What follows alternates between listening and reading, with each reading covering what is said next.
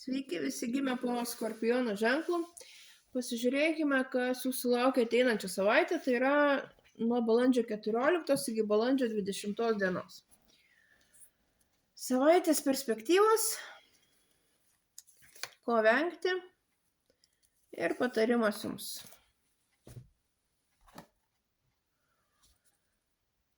Skorpionai bus ateinančią savaitę labai energingi.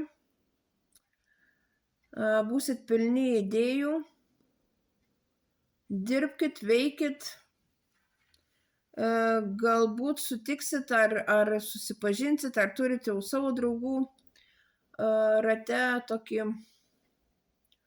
ugningą, energingą, kūrybingą žmogų, galbūt bendradarbiausit su juo, tiesiog veikite. Ko vengti? Venkite būti pernelyg užsispyrusiais ir nesinaudokit savo kaip viršesnio asmens poziciją. Tiesiog su tokiu savo elgesiu savo pasidarysit daugiau žalos negu naudos. Ir patarimas jums: planuokite, kurkite ateities perspektyvas, dirbkite,